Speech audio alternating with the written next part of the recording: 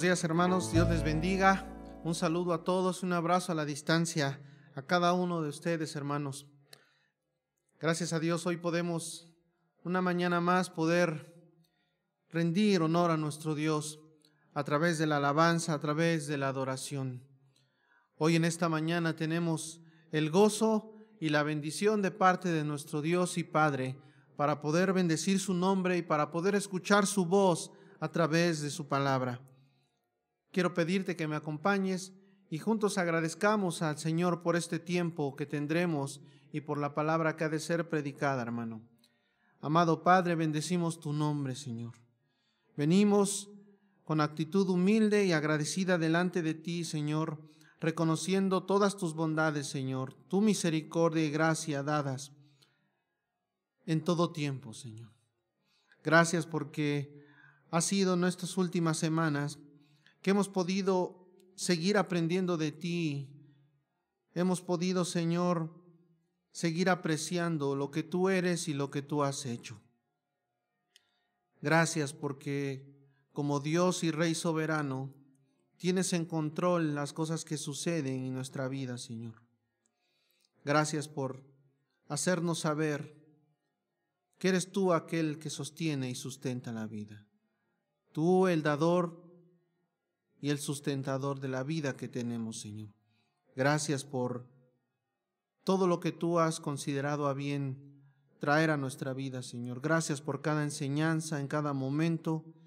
Gracias por cada circunstancia que nos ha hecho conscientes de nuestra debilidad, de nuestra necesidad de ti, Señor. Gracias por hacernos saber cuándo son nuestras fuerzas y cuándo es tu poder, Señor. Gracias por enseñarnos a distinguir el bien del mal. Gracias, Dios, por encaminar nuestros pasos hacia ti y por aún corregir nuestro camino, Señor, nuestro andar, de tal modo que seas tú la dirección que seguimos, que seas tú nuestra meta, que seas tú, Señor, el fin, como lo eres de todas las cosas. Gracias, Padre, gracias te damos. En esta mañana queremos alabarte, queremos adorarte, Señor, sin olvidar ninguno de tus favores, de tus bondades, Dios. Te pedimos poder contar con tu gracia para que así sea.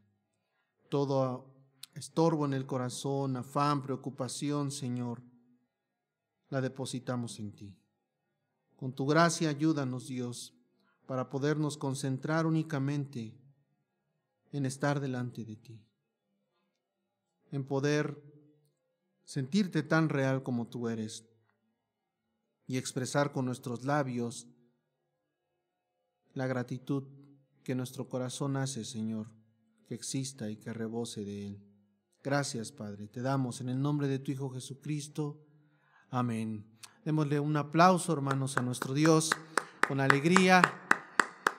Y ya que hemos puesto este tiempo en sus manos, acerquémonos por medio de Cristo con confianza a nuestro Dios para alabarle, para traerle alabanza y adoración, hermano.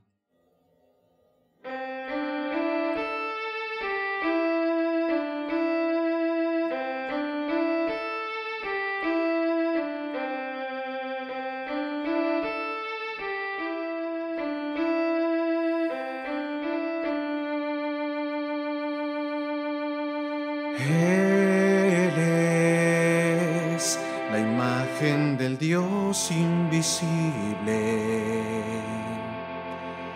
Él es Señor sobre la creación. En Él fueron creadas todas las cosas en los cielos y la tierra, sean tronos o principados, dominios o potestades. Él es antes de todo y todas las cosas en Él subsisten, pues fue del agrado del Padre que en todo Él tenga la preeminencia.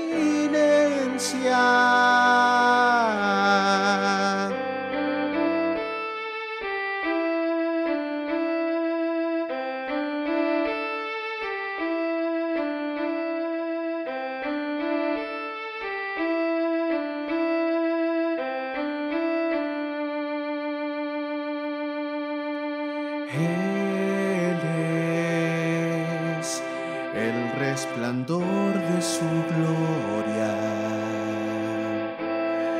Él es la exacta expresión de su ser. En Él fueron creadas todas las cosas en los cielos y la tierra, sean tronos o principados, dominios o potestades. Él es antes de todo y todas las cosas en Él subsisten, pues fue del agrado del Padre que en todo Él tenga la preeminencia.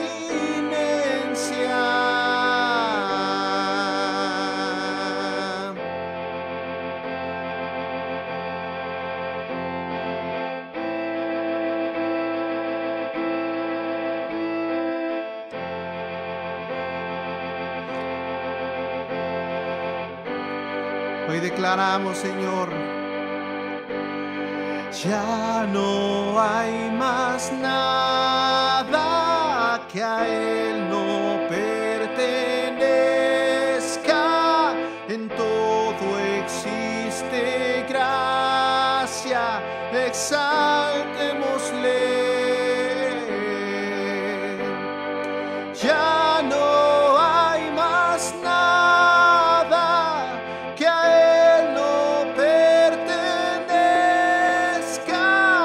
En todo existe gracia, exaltémosle.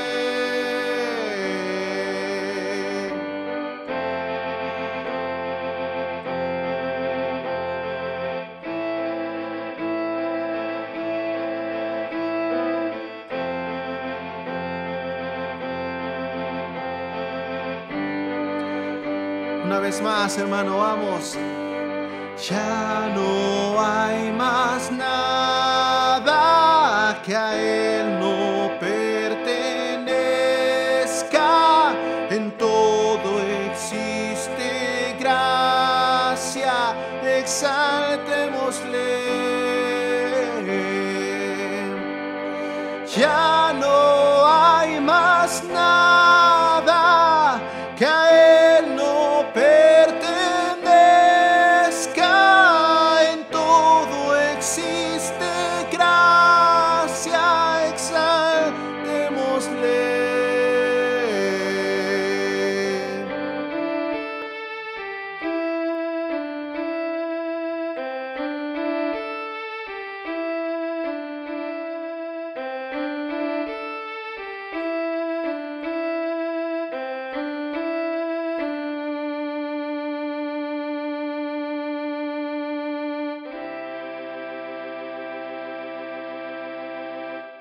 Gracias, Señor. Porque tú eres, Señor, el único y verdadero Dios. Eres tú, Rey y Dios soberano. Te agradecemos, Señor, haber considerado nuestras vidas y hoy encontrarnos delante de ti con un destino, un futuro cambiado. Alejados de la condenación, hemos sido dirigidos hacia ti, hacia tu voluntad y hacia la salvación por medio de Cristo, Señor. Gracias, porque es hermoso no solamente saber que hemos sido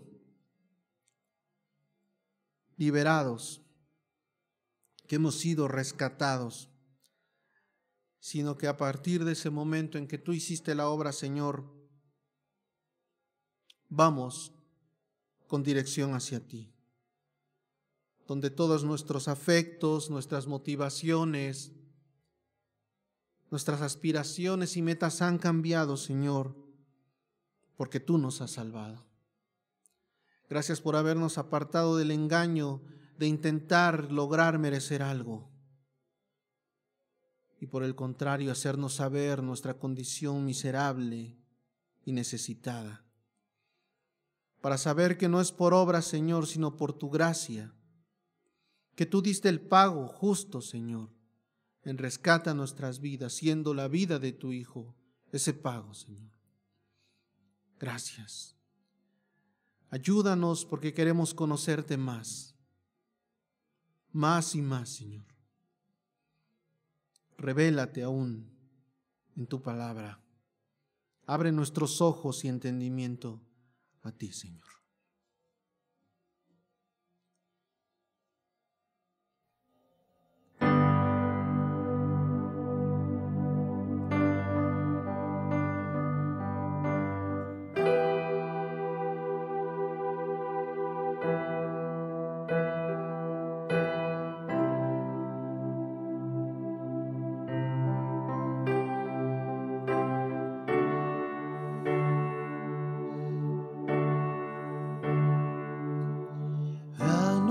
Dios, un entendimiento vivo de Jesús, de la riqueza de su gloria y la cruz. Ilumina nuestros ojos, trae tu luz.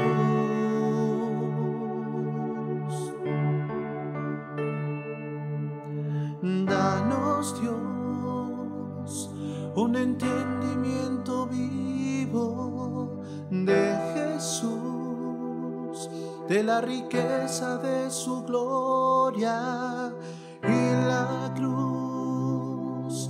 Ilumina nuestros ojos, trae tu luz.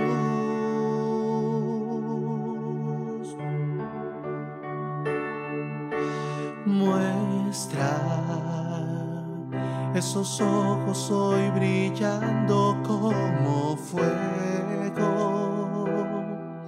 y su rostro como el sol resplandeciendo.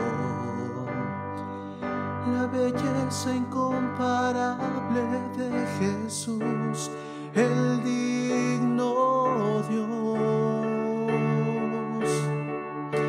Muestra esa voz que hoy estruendo hoy resuena, y la santidad que es tu vestimenta, la temible hermosura de Jesús, el digno Dios.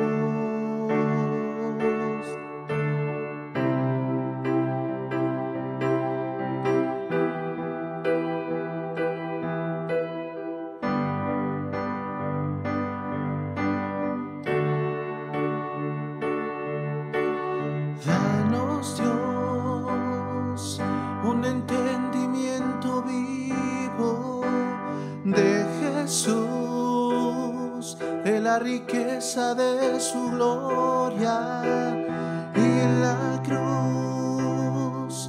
Ilumina nuestros ojos, trae tu luz.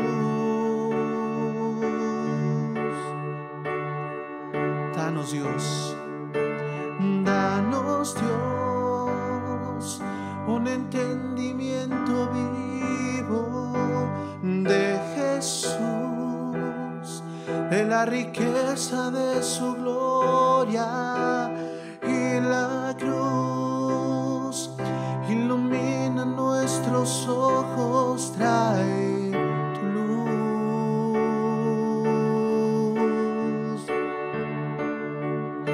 Muestra esos ojos hoy brillando como fuego y su rostro como el sol resplandeciendo. La belleza incomparable de Jesús, el digno Dios. Muestra esa voz que como estruendo hoy resuena, y la santidad que es tu vestimenta, la temible hermosura de Jesús, el digno Dios.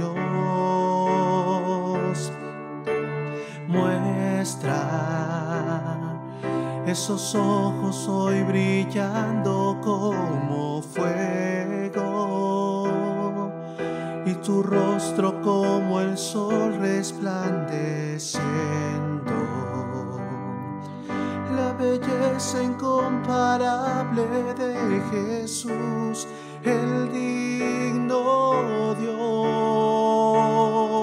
Pidámosle a Él, muestra esa voz que como estruendo hoy resuena, y la santidad que es su vestimenta,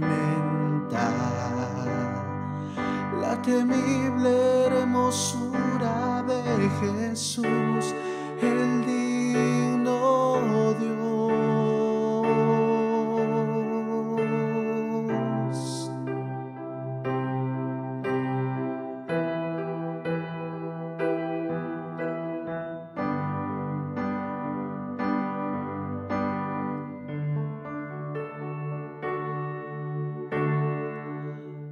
Danos, Dios,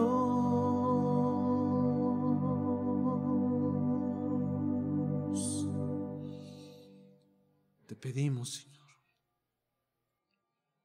en un canto a manera de clamor a ti, que sigas iluminando nuestros corazones con tu luz, Señor. Gracias por disipar las tinieblas de nuestras vidas, Señor, para hacer tan claro el camino hacia ti y quitarnos del error, Jesús. Gracias, Señor.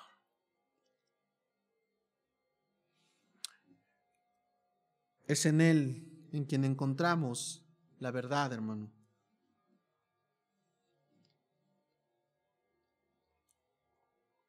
Nosotros, como seres humanos, a causa de nuestra condición caída, tenemos una tendencia a ser cuidadosos de la impresión que causamos ante los hombres,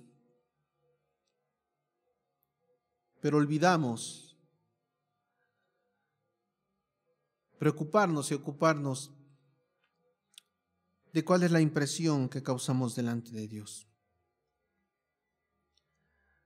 El mundo, de muchas maneras, a través de muchas fórmulas, intenta cambiar. Él en su interior sabe que necesita cambiar.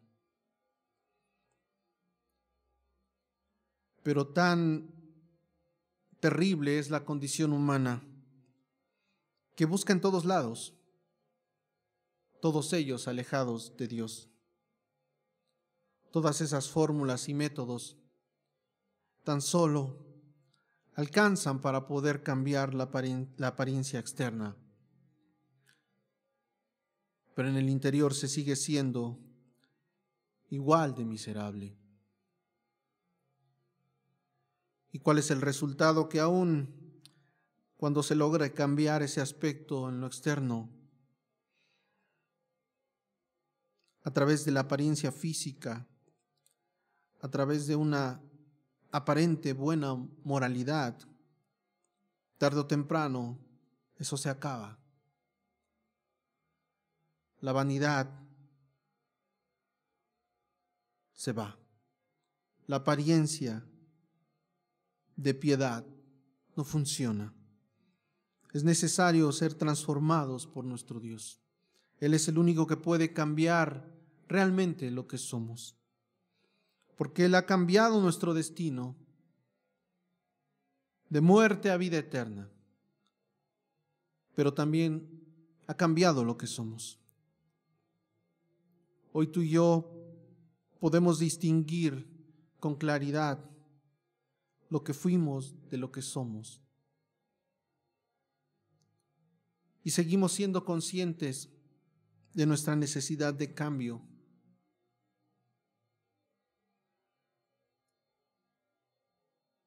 Y en esa necesidad de cambio, cuando tú y yo intentamos poder avanzar en ese terreno,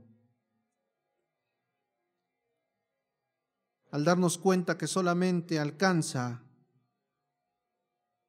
para la apariencia ante los demás, es entonces que tú y yo podemos tener la certeza que estamos haciendo las cosas en nuestras fuerzas y que por tanto no es genuino. Solamente intentamos y caemos en el engaño en el cual estuvimos presos hace tiempo. Pero no debe ser así, hermano, no más, porque hoy tenemos al Señor, porque es su poder transformador, porque es su santidad la que nos revela nuestra necesidad de Él, nuestra necesidad de cambio. Ya no es solo una conciencia acusándonos a falta de control, de ira, de enojo. Y el Señor hoy escucha nuestro ruego de esa necesidad de ser transformados, de cambiar y de seguir avanzando. Y Él escucha ese clamor nuestro y obra en favor de nuestra petición. Y qué mejor que nuestro carácter va siendo cambiado, no al de cualquiera, sino al de aquel que es perfecto, al de nuestro Señor Jesucristo. Nada más y nada menos que vamos siendo transformados al carácter de Cristo. Es a Él de quien las Escrituras hablan. Él es el camino, la verdad y la vida, como sus propios labios lo pronunciaron. Tú y yo estamos en ese camino. Hoy tenemos vida de verdad. Hoy conocemos y proclamamos la verdad, hermano.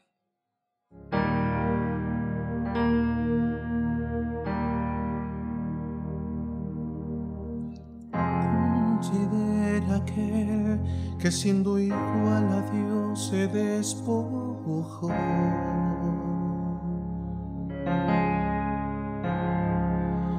Considera aquel que semejante al hombre descendió.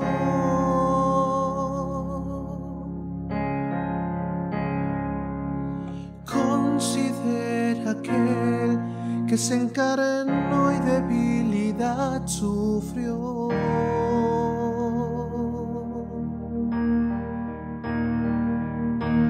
Considera aquel que fue tentado y todo y no pecó.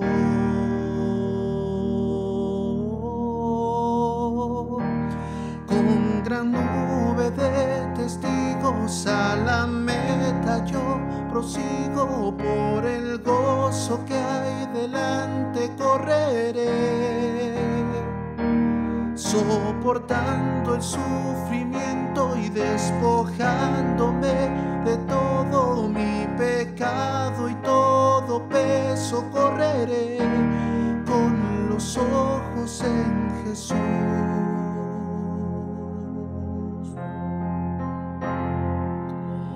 Considera aquel que hasta lo más profundo se humilló.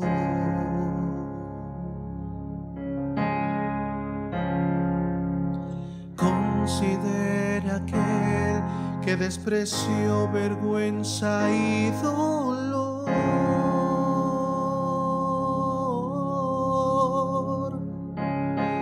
Considera aquel que el peso del pecado soportó.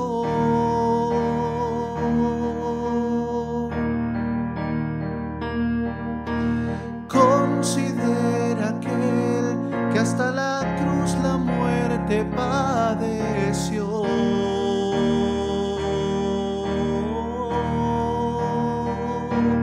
Con gran nube de testigos a la meta yo prosigo, por el gozo que hay delante correré, soportando el sufrimiento y despojándome de todo mi pecado y todo peso correré.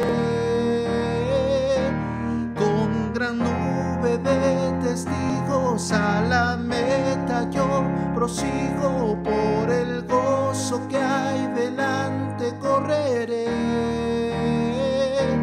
soportando el sufrimiento y despojándome de todo mi pecado y todo peso, correré con los ojos en Jesús.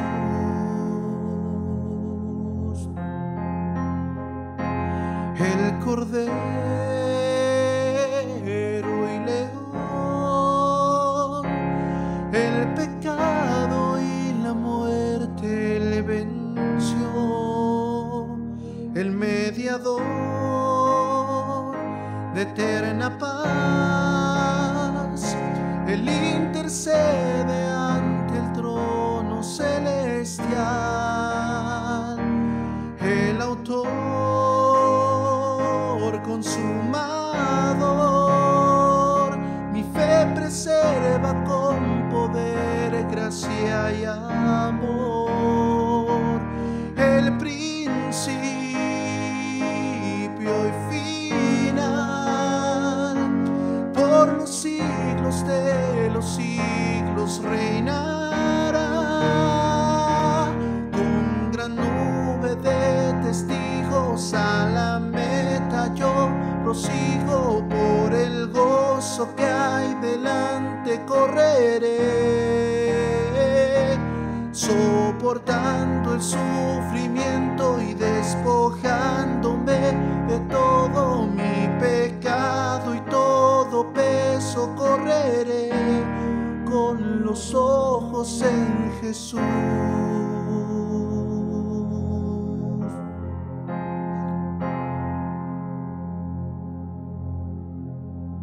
Con los ojos puestos en el autor y consumador de nuestra fe, hermano.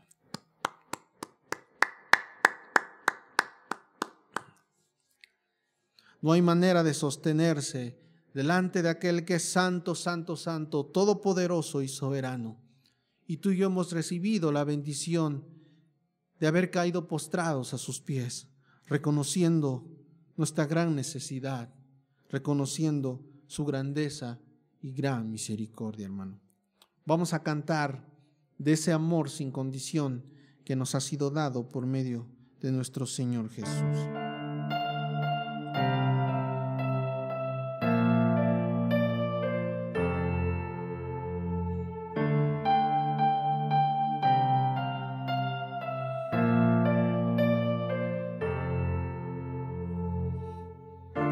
Antes se habla, cantaste sobre mí.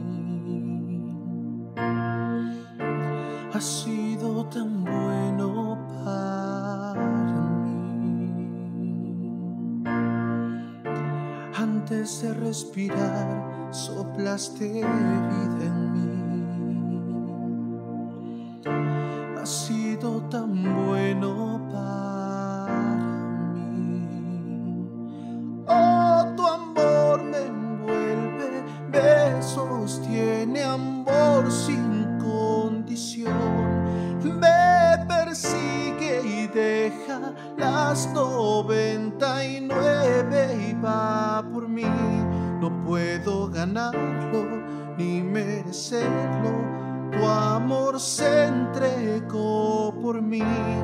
Oh, tu amor me envuelve, me sostiene, amor sin condición.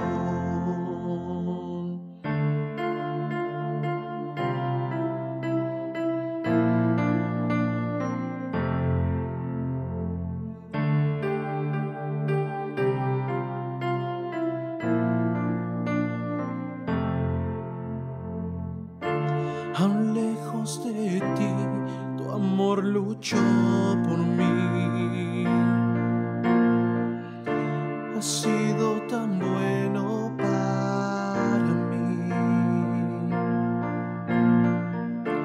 Cuando no vi mi valor, te entregaste por mí. Has sido tan bueno para mí. Cántalo.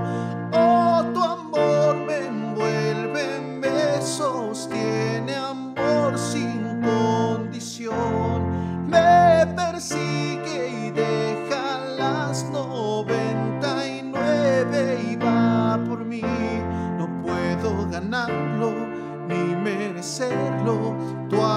amor se entregó por mí.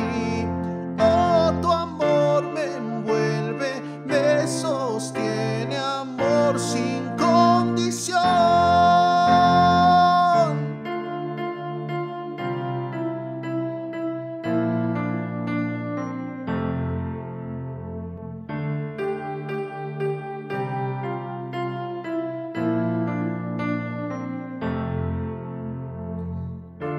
No hay sombra que no alumbres, monte que no escales para encontrarme a mí. No hay pared que no derrumbas, mentira que no rompas para encontrarme a mí. No hay sombra que no alumbres, monte que no escales para encontrarme a mí. No hay pared que no derrumbas, mentira que no rompas para encontrarme a mí. No hay sombra que no alumbres, monte que no escales para encontrarme a mí. No hay pared que no derrumbas, mentira que no rompas para encontrarme a mí. Oh, no hay sombra que no alumbres, monte que no escales para encontrarme a mí. No hay pared que no derrumbas, mentira que no rompas. Oh, tu amor me envuelve, me sostiene, amor sin condición. Me persigue y deja las 99 y va por mí. No puedo ganarlo ni merecerlo, tu amor se entregó por mí. Oh, tu amor me envuelve, me sostiene, amor sin condición.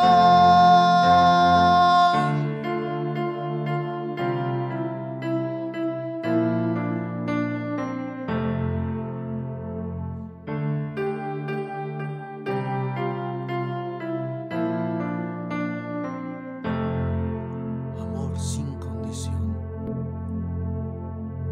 es lo que nos ha dado el Padre a través de Cristo. ¿Cómo poder pensar que en algún momento pudiese abandonarnos el Señor? ¿Cómo pensar que Él pudiera retener lo bueno para ti, para mí, cuando Él no escatimó a su único Hijo? De tal manera que al habernos dado a su Hijo Jesús, tú y yo lo hemos recibido todo. Lo tenemos todo. Y bendito nuestro Dios, que permitiendo la aflicción en ti y en mí, hace el momento oportuno para que tú y yo lo entendamos. Que nos debemos a Él, que lo tenemos a Él y con Él todas las cosas que necesitamos.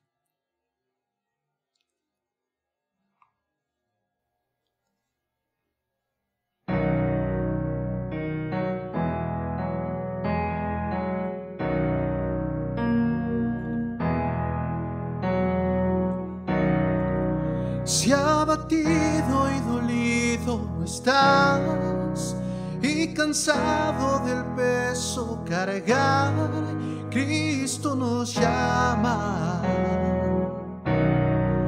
Si al final del camino estás sin saber hacia dónde mirar, Cristo nos llama. Ven ante su trono, el Padre te recibirá con sangre preciosa. Jesús borró nuestra maldad.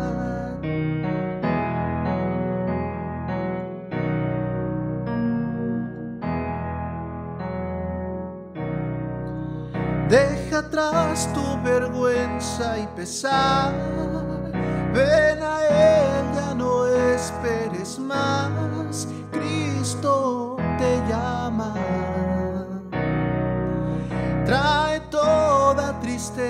al altar, nueva vida Jesús te dará. Cristo nos llama, ven ante su trono, el Padre te recibirá con sangre preciosa. Jesús borró nuestra maldad, ven ante su trono, el Padre te recibirá con sangre preciosa. Jesús borró nuestra maldad.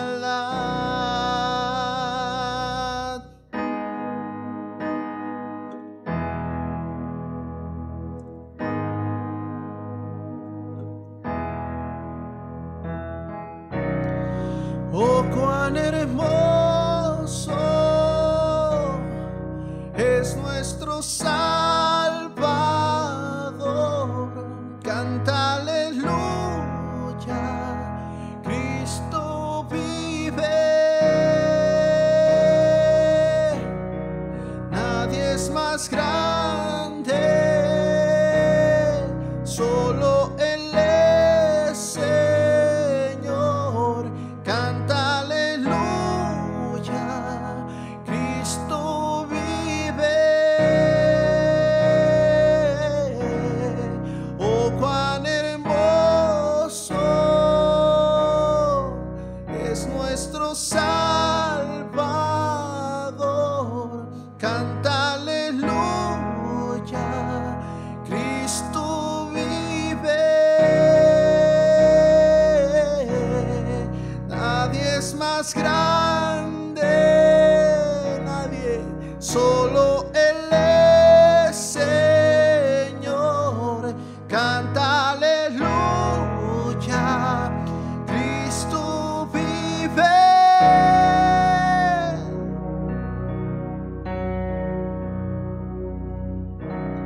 Ven ante su trono, el Padre te recibirá con sangre preciosa.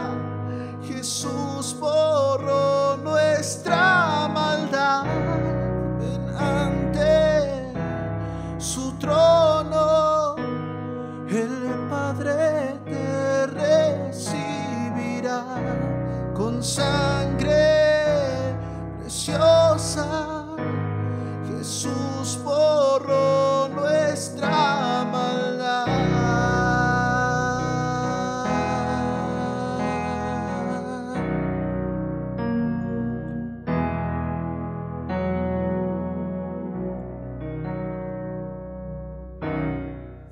Gracias, Señor. Démosle un fuerte aplauso, hermano, a nuestro Dios, que Él ha colmado de bendición nuestras vidas. Colmadas están de su gracia y de su misericordia. Sigamos aprendiendo de Él en su palabra, de quién es nuestro Dios, la esencia de Él, su voluntad, su buena y perfecta voluntad para con nosotros, y llevémosla a cabo, contando con su gracia y su misericordia, hermano. Dios te bendiga.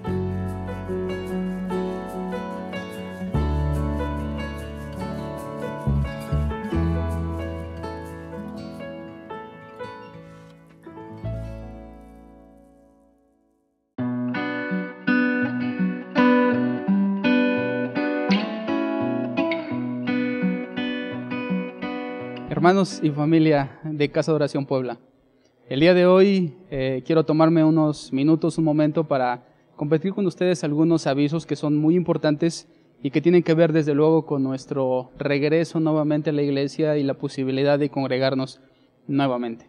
En ese sentido, hay algunos puntos que quisiera tratar con ustedes previo a la posibilidad de ese regreso en las próximas semanas. Primeramente quisiera decirles que la fecha tentativa que nosotros tenemos para regresar es el 5 de julio.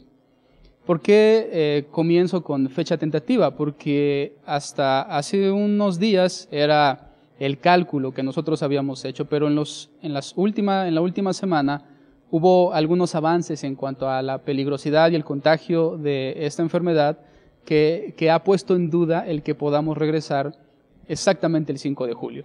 Sin embargo, ya sea el 5 de julio o la siguiente semana o la siguiente, es importante que nosotros ya comencemos a saber cuál va a ser nuestro protocolo de acción para poder volver nuevamente a nuestras instalaciones y que ese regreso sea lo más seguro posible para todos y que nuestra asistencia a la iglesia y el poder congregarnos sea el riesgo menor posible para cada uno de nosotros, para nuestras familias y por supuesto para nuestros hijos. Por lo tanto, habrá cambios en nuestra reunión, en nuestro formato e incluso en nuestros horarios. Es obvio saber que el regreso no es a la normalidad en la cual estábamos antes. Incluso nuestras autoridades lo han manejado como una nueva normalidad y es cierto. No vamos a poder volver a como estábamos antes. Habrá muchas limitaciones, habrá muchísimas restricciones. Y yo espero realmente en el Señor que eso no cause desánimo o frustración en algunos de ustedes, sino más bien considerar lo que no tenemos ahora, la imposibilidad, y ver los beneficios de cómo pueda darse, a pesar de el sinnúmero de restricciones que ya lo escucharán a continuación, el saber que ya podremos estar en el auditorio, estar juntos con todas ese sinfín de restricciones, pero ya el poder estar como congregación es un gran beneficio. Así que por ese beneficio bien vale la pena llevar a cabo y cumplir con todos los requisitos. Dichos requisitos están conforme y están alineados conforme a cada una de las normativas que nuestro Estado ha ido implementando, ha ido mostrando, que nuestras mismas autoridades en cuestión de la salud también han recomendado. Incluso muchas de estas normas las hemos tomado de la página oficial del IMSS, donde ahí establece el protocolo adecuado para volver nuevamente a las actividades grupales, en este caso nuestra congregación. Así que quisiera comenzar primero por el aviso de lo general y poco a poco ir avanzando. De inicio, obviamente regresaremos a la iglesia en la fecha que ya publicaremos y tú tienes que estar al pendiente específicamente de la página de Facebook porque ahí publicaremos el día exacto en el cual volveremos. Pero es importante que ustedes tengan ya este protocolo de acción que lo vamos a estar pasando y a subir desde luego a Facebook y a YouTube y también lo vamos a poner como un archivo PDF para que puedan descargarlo y leerlo. Las primeras medidas van a ser en torno a los días de nuestra reunión y a las actividades de nuestros ministerios. Aunque volvamos a nuestra iglesia, todos los ministerios de nuestra congregación seguirán en suspensión hasta nuevo aviso. Ministerio de niños, ministerio de matrimonios, sugieres, oración, intercesión, alabanza, la escuela bíblica, ministerio de mujeres y de varones seguirán en suspensión. Esos ministerios no se van a recobrar, únicamente nos quedaremos con nuestra reunión general de día domingo. Ahora, sabiendo eso, nuestra reunión dominical tendrá cambios sustanciales y muy importantes. El primero y más importante de esos cambios es que vamos a transformarnos de una reunión a 2 reuniones. A partir del día que volvamos, nuestra congregación se va a dividir en 2 grupos, cada uno con su respectivo horario. Esas 2 reuniones van a tener horario de 9 de la mañana y 12 de la tarde. Anteriormente, nuestra única reunión era a las 11 de la mañana. Esa reunión va a desaparecer, no va a poder ser por ahora, porque recuerda que una de las principales restricciones que se han impuesto es la aglomeración de personas en un lugar cerrado, cosa que es específicamente la definición de nuestra congregación. Por lo tanto, para reducir ese número, necesitamos ampliarnos a 2 reuniones. Algunos asistirán a las 9 de la mañana y otros asistirán a las 12. Hemos estado pensando en la posibilidad de incluso agendar esos lugares, es decir, que ustedes digan previamente a cuál de esas 2 reuniones van a asistir, de manera que los números sean lo más equilibrados posible para que podamos ocupar los lugares y no tener un sobrecupo en nuestra congregación, ya que lo que hemos planeado es que máximo podamos tener dentro de la iglesia a 130 personas.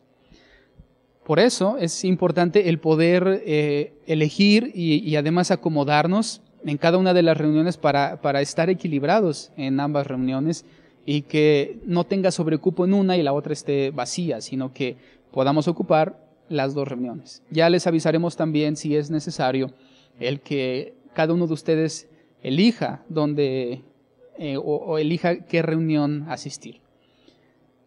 El segundo aviso es que lamentablemente, y digo lamentablemente por la imposibilidad, pero es por seguridad, habrá un sector de nuestra iglesia que no podrá volver. Y a ese sector las autoridades le han asignado el nombre de personas de alto riesgo. ¿Cuáles son personas de alto riesgo que no van a poder volver a nuestra congregación? Precisamente personas, hermanos de nuestra iglesia, que por alguna condición de salud o física, su riesgo sea mayor en un posible contagio y complicación. ¿Quiénes son esas personas? Adultos mayores de 65 años.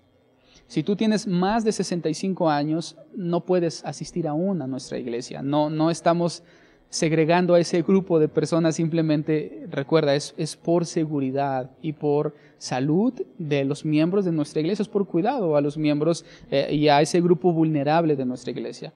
Personas mayores de 65 años aún no podrán volver a la iglesia. Ellos tendrán que seguir escuchando y viendo las enseñanzas por internet.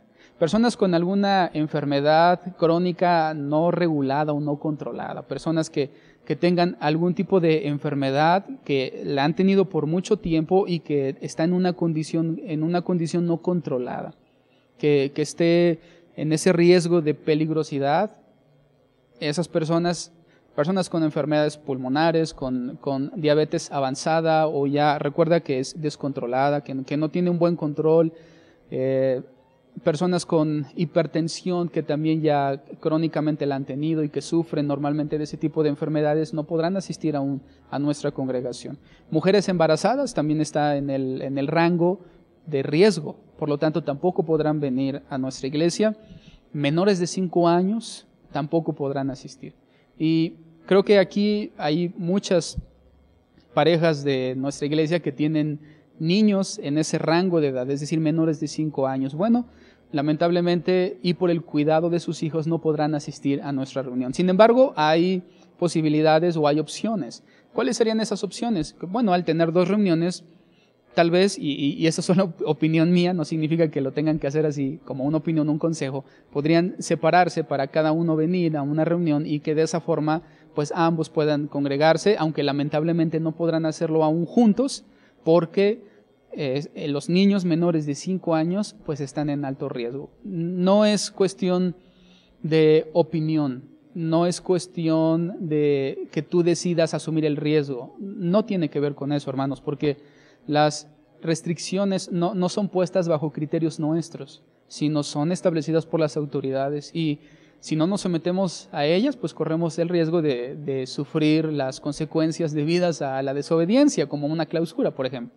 Por lo tanto, y lamentablemente, si algún niño menor de 5 años viene, tendremos que restringirle la entrada precisamente por esas razones, porque no está en el sector considerado como alto riesgo. También, y es muy importante lo que voy a decir a continuación, aquellas personas que presenten algún tipo de síntoma parecido a la gripe, dolor de cabeza, dolor de garganta, cansancio, lagrimeo, escurrimiento nasal, pérdida del gusto, dolor abdominal, fiebre, por supuesto, que son síntomas que tiene el COVID-19 y son muy parecidos a la gripe, tampoco podrán asistir a nuestra iglesia, ni ellos ni toda la familia cercana a ellos durante por lo menos 14 días, que es el límite que también se está estableciendo. Al igual que todos aquellos que hayan tenido algún contacto, cercanía con alguien contagiado. Tal vez yo no tengo síntomas, pero sin embargo estuve cerca de alguna otra persona que yo sé que estuvo contagiada. Entonces mi responsabilidad para cuidar a los miembros de mi iglesia, a mis hermanos en la fe, es que yo me tenga que aislar para no asistir a las reuniones. Aunque yo no presente síntomas, aunque no sienta ningún malestar, simplemente al saberme, haber estado en contacto con alguien que salió positivo, es allí cuando debemos de mantenernos en casa, no podemos asistir porque pondríamos en riesgo a los demás, ya que recordemos que esta enfermedad tiene la peculiaridad que puede ser asintomática y sin en cambio estar contagiando a otros. El rango de impedimento para asistir a la iglesia será el mismo, 14 días. Número 3. En cuanto a la alabanza, también habrá restricciones y tal vez la mayor restricción en esta área es que no tendremos posibilidad de poder tener cánticos congregacionales. Recuerda que una de las principales formas de contagio es por medio de la saliva, y la saliva en su mayoría es expulsada cuando estornudamos, tosemos, hablamos o cantamos. Así que el cantar es una actividad de riesgo en un lugar cerrado como es nuestra iglesia. Así que esa actividad estará únicamente dirigida por el grupo de alabanza, pero nosotros no podremos participar con nuestras voces. Sin embargo, sí podremos participar con nuestros aplausos, con nuestro cuerpo, con nuestro corazón. Podremos participar de la alabanza. Por ahora, y debido no a una restricción espiritual del gobierno, sino a una restricción de salubridad, no podemos cantar, sino que más bien tendríamos que reprimir un poco nuestra intención de cantar y cantar con el corazón. Cantar sin necesidad de abrir nuestros labios o hacer sonidos porque hay riesgo de saliva que puede contagiar a otros o simplemente es riesgo y eso es algo que nosotros queremos evitar. En cuanto a la organización de cómo se va a llevar a cabo la función en nuestra iglesia, la primera recomendación es que evitar aglomeraciones antes y después de la reunión. Así como, y importante aquí, el área de los sanitarios. Porque normalmente la costumbre es que en el área de los sanitarios hay una reunión de personas que esperan el poder usar los sanitarios. El consejo aquí nuestro es que evitemos usar los sanitarios antes y después de la reunión, a menos que sea estrictamente necesario, y más bien usarlos durante la reunión. Si ustedes eligen usar los sanitarios al llegar o al irse o antes de irse o incluso en medio entre la alabanza y la enseñanza, es obvio que va a haber una aglomeración de personas en los sanitarios y lo que menos queremos es que eso suceda. Por lo tanto, la recomendación es llegar a la iglesia, venir directamente a su lugar y una vez comenzada la reunión, que esporádicamente puedan levantarse para ir a los sanitarios y que de esa forma no estén saturados, no tengamos fila ni haya muchas personas allí queriendo usarlo, sino que a lo largo de la reunión se vayan usando. Así que cada quien pues tome sus debidas precauciones y anticípese a esa situación. Al iniciar la reunión y al final, será la oportunidad en que cada uno de nosotros pueda hacer lo que siempre hemos hecho en las reuniones, que es nuestros diezmos y ofrendas. Debido a que sería riesgoso distribuir los ofrenderos en cada persona y que pasaran de mano en mano, hemos dispuesto en la iglesia 4 lugares donde estarán allí los ofrenderos, de manera que al llegar a la reunión o al final de la reunión, ustedes pueden pasar allí y depositar sus diezmos en esos ofrenderos sin riesgo de que haya pasado por las manos de todos y que no tengamos aglomeraciones tampoco en esa área como para un tiempo específico. Por lo tanto, cada quien lo podrá hacer en el momento que le parezca mejor, al inicio o al final de la reunión. En cuanto a la logística de cómo va a ser el recorrido o cómo va a funcionar el proceso de los tiempos de nuestra reunión, cada persona, desde que entra a nuestra iglesia, en la puerta y en el pasillo, se va a encontrar con 2 filtros de supervisión. En esos 2 filtros de supervisión, todos los que entren van a tener que pasar por esos 2 filtros. En el primer filtro va a haber una persona, uno de los servidores, encargados de estar tomando la temperatura de cada una de las personas que asista a nuestra iglesia. En el segundo filtro de seguridad encontraremos a personas, servidores, que estarán revisando el uso obligatorio de cubrebocas y la aplicación de gel antibacterial. Esos van a ser los 2 filtros que tendremos en la congregación. Una vez que pasen por esos 2 filtros, los servidores les indicarán el lugar que ustedes deben ocupar. Desafortunadamente, y por este tiempo, no van a poder elegir el lugar. Sé que muchos de ustedes ya tienen su lugar apartado y que es su lugar y que es perpetuo para ustedes, pero en esta ocasión van a tener que sentarse donde el servidor les asigne.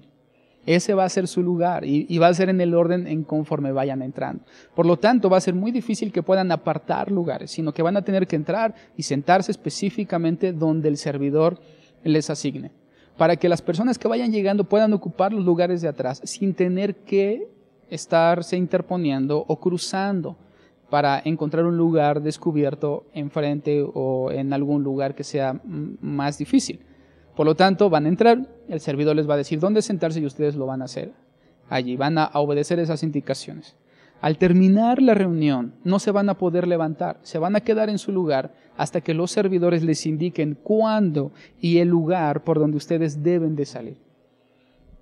Sé que son muchas restricciones, pero es la forma en cómo nosotros podemos volver nuevamente a reunirnos. Y no solamente es con nosotros, con la iglesia, pues prácticamente en todos los lugares donde hay una reunión masiva de personas. Considera que en nuestra iglesia hay un número de personas alto, que puede estar reunido 150 personas, 130 personas por cada una de esas dos reuniones y que eso obviamente genera un riesgo. Disminuirlo es nuestra responsabilidad. Así que te quedarás en tu lugar, cuando acabe la reunión los servidores te indicarán por dónde y en qué momento salir, y una vez que tú salgas de la congregación, el consejo es que no hagan fuera de la iglesia lo que tampoco está permitido hacer dentro de ella. El hecho de que tengamos restricciones dentro no significa que fuera ya no existan. La idea es que nosotros seamos responsables de nuestro cuidado, pero también del cuidado de los demás hermanos en la fe. Es una responsabilidad de cuidarme y cuidar a otros. Así que mi responsabilidad es retirarme, usar gel antibacterial antes de subirme a mi auto o ya estando en él y retirarnos a nuestros hogares para causar el menos riesgo posible. Las indicaciones finales tendrán que ver con algunas restricciones específicas y observaciones con las cuales debemos de cumplir requisitos. El primero de ellos es que en nuestra iglesia estará siendo obligatorio el uso de cubrebocas en todo el tiempo de la permanencia dentro de nuestra iglesia. No te lo podrás quitar y no podrás venir sin él, sino que tendrás que traer tu cubrebocas. Si alguien quiere incluso agregarse a algún otro medio de seguridad como una careta o anteojos, puede hacerlo. No debe de sentirse exagerado, sino más bien el considerar lo que cada uno de ustedes determine, excepto el uso de cubrebocas. Ese es obligatorio sin importar tu edad, padres de familia, niños, jóvenes, todo mundo debe de traer su cubreboca, un cubreboca útil en buenas condiciones. Es imposible reciclar cubrebocas en reuniones, a menos que sean lavables y con los debidos cuidados que tiene que tener. Número 2, distanciamiento. Sabemos que no podemos estar tan cerca, incluso el auditorio estará acomodado en las sillas para no tener una cercanía, la cual tampoco debe de darse en nuestras pláticas dentro y fuera de nuestra iglesia. Evitar el contacto es la tercera indicación. Está prohibido saludarse, prohibido abrazarse, prohibido besarse, prohibido hablar de una manera tan cercana, sino que debemos de evitar cualquier tipo de contacto. Usar gel antibacterial todo el tiempo también es una medida que tenemos impuesta en nuestra iglesia. Al entrar a la iglesia, al entrar y salir del auditorio, al entrar y salir de los baños, habrá quien esté poniendo gel antibacterial para que cada uno de ustedes pueda estar en esa parte limpios en las manos por las superficies que tocamos. Evitar tocarse la cara es una parte también muy importante. A pesar de traer cubrebocas, es importante no estarse tocando la cara. En el archivo que vamos a subir con todas estas medidas hay un anexo del uso adecuado del cubrebocas. También les aconsejo que lo revisen al toser o al estornudar, porque sabemos que podemos toser y estornudar sin necesariamente estar contagiados o enfermos. Bueno, debemos de usar, ya saben, cubrirse con el antebrazo, con el codo. Aunque ustedes usen cubrebocas, tiene que cumplirse también esta medida. Lavarse las manos continuamente también es una medida que debemos de obedecer y tomar en cuenta. Y esta también es muy importante. evitar tocar superficies. Ese es el otro medio de contagio. Una persona toca una superficie, luego otra persona toca esa superficie y entonces puede venir ahí un posible contagio. Evitar tocar toda superficie. Si puedes llegar, sentarte en tu silla, tomar tu Biblia y al levantarte irte sin tocar incluso la silla, eso sería excelente. Pero evita tocar cualquier tipo de superficie, y si lo haces, usa gel antibacterial antes y después. Por esa razón, en los baños también habrá gel antibacterial, para que al tocar la puerta de los baños y las llaves de agua de los mismos baños, después podamos usar gel antibacterial para limpiarlos, e incluso también usarlo antes. Así que, hermanos, bueno, pues eso serían todas las indicaciones que el día de hoy tengo para ustedes. Rogamos y anhelamos que el día de nuestra reunión esté cerca. Las restricciones y todas las complicaciones que hay realmente son tolerables y son superables. No es nada que nos quite el sueño, no es nada que nos imposibilite el crecer en nuestra fe, escuchar la palabra de Dios, ser transformados, alabar al Señor, no nos imposibilita absolutamente en nada. Así que cumplamos con las restricciones y esperemos, oremos para que en el día en el que el Señor lo determine, ese día nosotros podamos volver nuevamente a nuestra iglesia. Así que manténganse al tanto del día específico que publicaremos en Facebook cuando se dé el momento en el que podamos reunirnos nuevamente aquí en la iglesia. Dios les bendiga, hermanos. Hasta luego.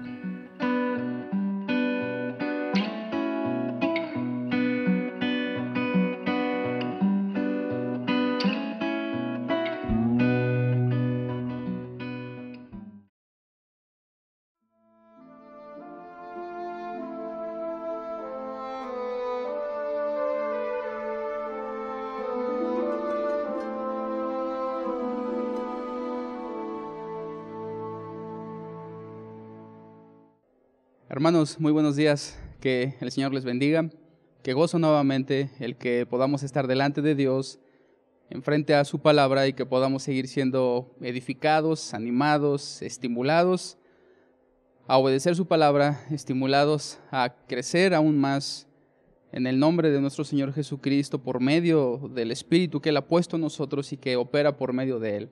Así que damos gracias a Dios por el hecho de poder estar reunidos por medio electrónico, pero reunidos como una congregación en espíritu delante del Señor.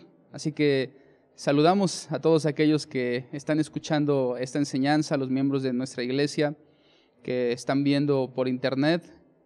Es un gusto y un placer el estar el día de hoy delante de ustedes, sabiendo que se encuentran como familia, esperando esta enseñanza para escuchar la palabra de Dios y ser enseñados. Así que les pido por favor que abran sus Biblias en el Salmo 38, se pongan de pie, y así podemos comenzar con el estudio de este salmo, el cual llevará como título El pecado en los hijos de un Padre Santo. El pecado en los hijos de un Padre Santo. Salmo número 38. Y allí comienza nuestra lectura. Jehová, no me reprendas en tu furor, ni me castigues en tu ira.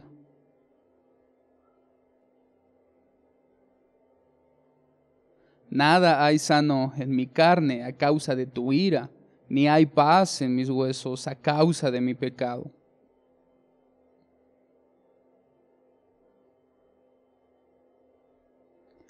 Hieden y supuran mis llagas a causa de mi locura.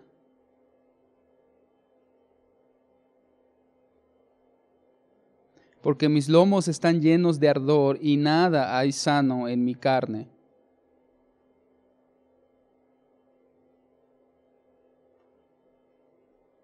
Señor, delante de ti están mis deseos, y mi suspiro no te es oculto.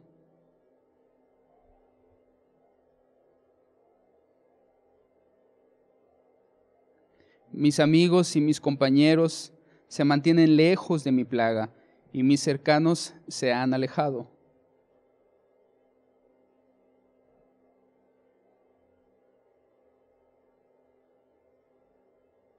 Mas yo, como si fuera sordo, no oigo, y soy como mudo que no abre la boca.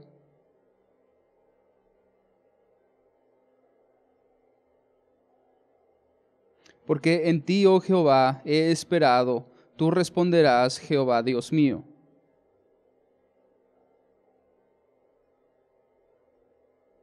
Pero yo estoy a punto de caer y mi dolor está delante de mí continuamente.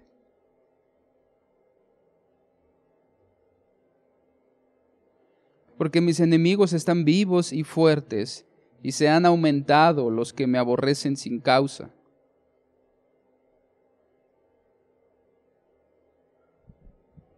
No me desampares, oh Jehová, Dios mío, no te alejes de mí.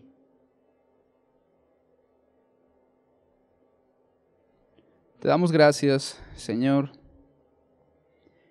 y venimos delante de ti por los méritos de tu Hijo Jesucristo, porque sabemos que sin Él únicamente somos hombres pecadores, alejados totalmente de ti, de tu santidad, de tu justicia, de tu rectitud. Es por Él que nosotros podemos venir delante de ti y acercarnos confiadamente, sin temor, sin vergüenza. Es por tu Hijo que podemos estar el día de hoy frente a tu palabra y ser enseñados, ser edificados y ser también consolados. Te rogamos que nos ayudes a ver el pecado de la misma forma en como tú lo ves. Que veamos el pecado en la misma gravedad en como tú lo ves, en como es para ti. Y que de esa forma podamos caminar más rectamente delante de ti, obedeciéndote y agradándote. Te rogamos que nos ayudes, Señor, a poder entender de mejor manera tu palabra. Te damos gracias en el nombre de tu Hijo Jesucristo. Amén. El pecado en los hijos de un Padre Santo es el tema que desarrollaremos el día de hoy. Y ya en el mismo título hay 3 palabras que son muy importantes. La primera palabra importante que aparece ya desde el título es pecado. Después, hijos y finalmente, Padre. Desde allí ya entendemos y podemos ir viendo una perspectiva más amplia acerca de lo que David tenía y de lo que había en su corazón cuando él escribe este salmo. Sin duda David era hijo de Dios, pero al mismo tiempo tampoco hay duda de que él había cometido pecado, pero también vemos a un Padre Santo en medio de toda esta ecuación. De estas 3 palabras, Padre, Hijo y pecado, hay una que está en mayor esencia en todo el Salmo y que ocupa el mayor peso en cada una de las transiciones y cada una de las ideas que David nos está enseñando aquí. Si equivocadamente enfocamos nuestra atención hacia pecado, entonces estaríamos simplemente tratando un salmo que está enfocado hacia el pecado. Si equivocadamente guiamos nuestros ojos hacia David, entonces estaríamos hablando de un salmo que trata acerca de David. Sin embargo, lo que el mismo escritor tenía en su corazón no era ni su pecado ni a él mismo, sino y de forma específica a Dios y cómo Él es que trata con el pecado de sus hijos. Así que la parte esencial del Salmo no es el pecado de David. De hecho, ni siquiera en todo el Salmo se dice específicamente qué fue lo que David hizo.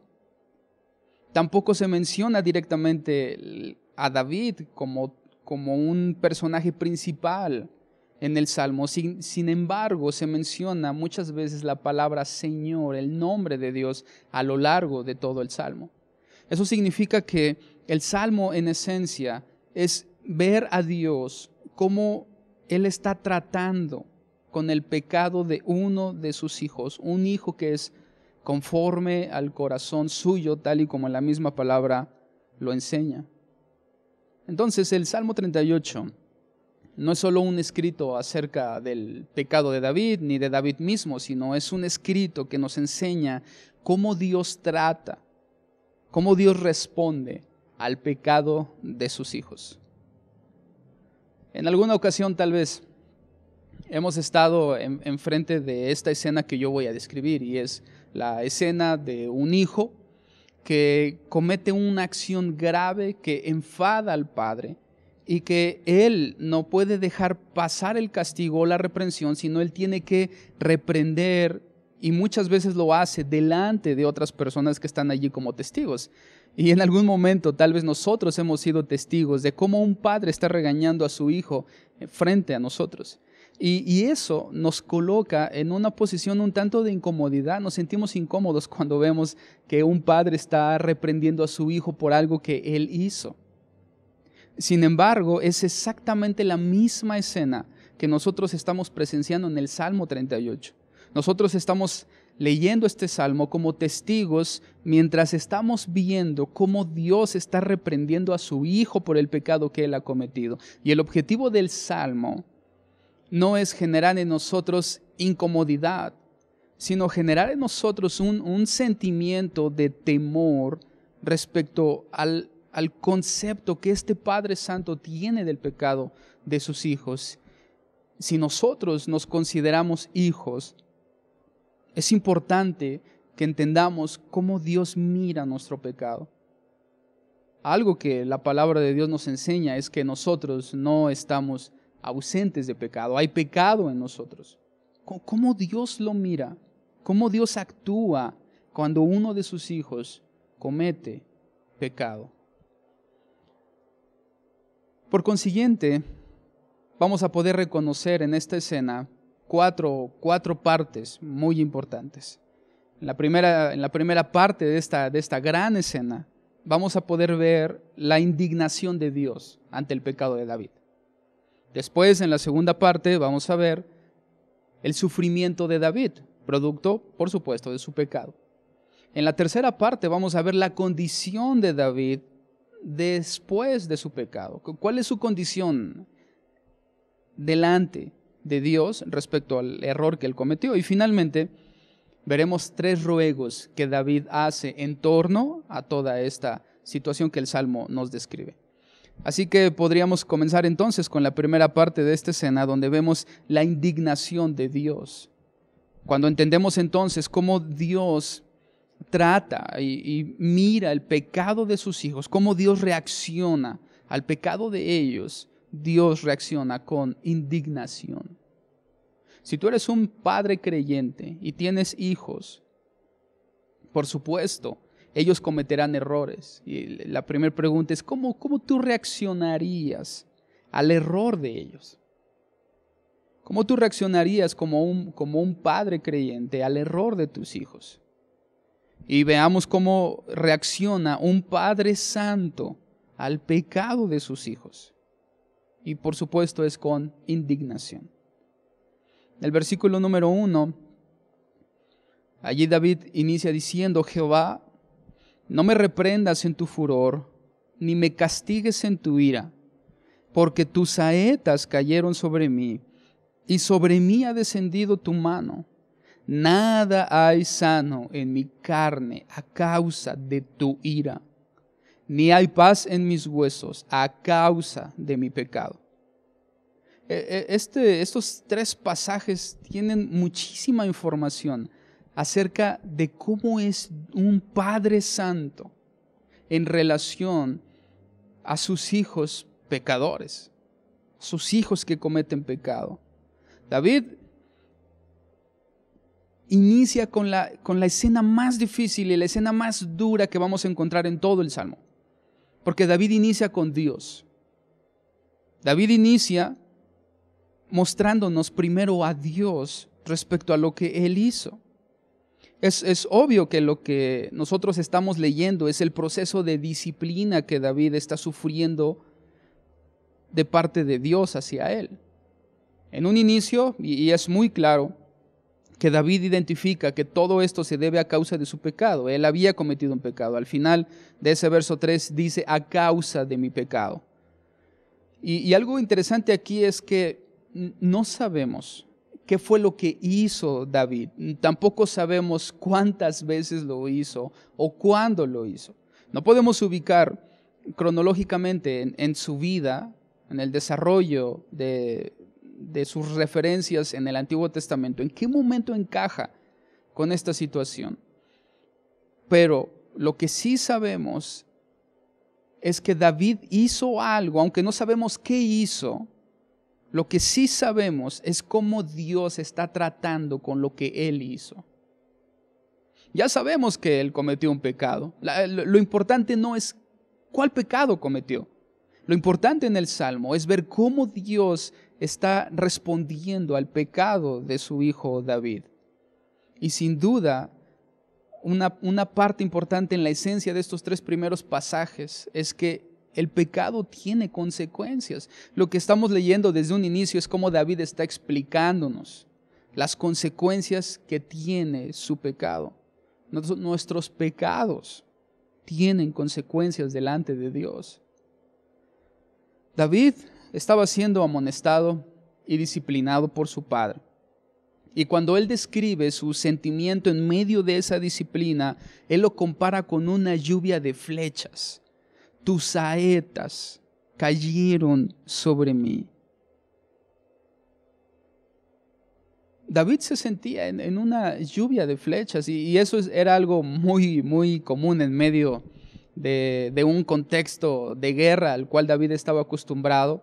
Y David se consideraba que él estaba en medio de una de las situaciones más peligrosas y más dolorosas en medio de una guerra, que era estar debajo de una lluvia de flechas. David se sentía de esa misma forma debajo de Dios y de su disciplina. Es decir, que no solamente se trata de una sola situación, sino que David se sentía bombardeado una y otra vez por la disciplina del Señor. Flechas veloces, certeras, agudas y dolorosas estaban cayendo sobre David. Vemos entonces que desde el inicio las consecuencias del pecado sobre la vida de los hijos de Dios no son pocas y tampoco son suaves, ni tampoco son imperceptibles, sino que desde el inicio ya vemos que las consecuencias del pecado en la vida de los hijos de un Padre Santo tiene consecuencias dolorosas. Ya vemos sufrimiento. Al inicio del verso 3, David resume la disciplina de Dios diciendo: nada hay sano en mi carne a causa de tu ira. Nada hay sano en mi carne a causa de tu ira. Es decir, la disciplina de Dios estaba abarcando tantos aspectos en la vida de David que había llegado a afectar su estado físico, hasta un punto en el que él está diciendo: ya no hay nada en mí físicamente que funcione, ya no hay nada en mí que no esté sufriendo a causa de la disciplina que me está siendo impuesta. Y ahí David, o mejor dicho, en la traducción se usa la palabra ira. Nada hay sano en mi carne a causa de tu ira. Pero la palabra más acertada, que podría traducirse por ira y que incluso en otras traducciones ya viene especificada así, es la palabra indignación. Indignación. Y de ahí es precisamente esta primera escena que nos muestra a Dios indignado por lo que David había hecho. Podemos leer entonces ese verso 3, nada hay sano en mi carne a causa de tu indignación. No hay paz en mis huesos a causa de mi pecado. Entonces aquí hay una relación entre el pecado de David y la indignación de Dios. Dios estaba indignado por una razón y era por el pecado de David. Indignación, para poder entender en qué estado de respuesta se encontraba Dios respecto a David. La palabra indignación es la condición de una persona que se adquiere como respuesta cuando contempla una acción injusta y que además resulta ofensiva. Cuando cualquiera de nosotros ve una acción que consideramos injusta y además que nos resulta ofensiva, nos indignamos. Y así se encontraba Dios respecto a la acción de David. Cuando Dios miró el pecado de David, Él consideró que lo que David estaba haciendo era muy injusto.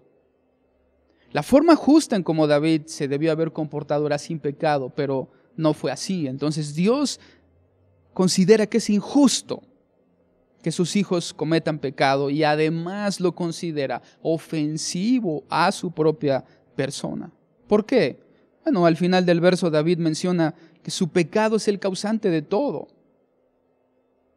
Dios no se indigna por causas que no son dignas de indignación, sino que Dios está en esta condición justamente por el pecado de David. Dios contempló lo que su hijo hizo y se indignó. ¿Por qué es que Dios se indigna por el pecado de sus hijos? Y aquí viene la otra palabra que está incluida en el título. Y la respuesta es porque Dios es santo. Si Dios no fuera santo, entonces la situación y las relaciones que Él tiene respecto a nosotros y a nuestra condición pecaminosa serían muy distintas.